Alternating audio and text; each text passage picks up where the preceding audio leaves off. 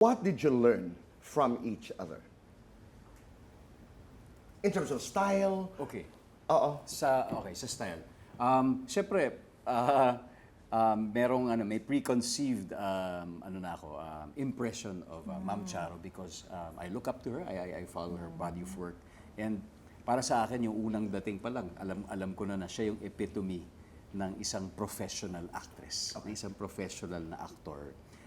Pero siyempre, iba na kapag nakakatrabaho mo na, kapag kasama mo na sa harap ng eksena, sa camera, because for some reason, yung presence niya in front of you is very calming, is very compelling. And at the same time, I feel that she is very generous, not just as an actress, but also as a person. Dahil yung mga mahahalagang bagay at moments, minsan hindi siya nangyayari in front of the camera, but also sometimes off camera. And that's when I really got to know Ma'am Charo more. And dahil when I say generous, napaka-generous sa mga kwento.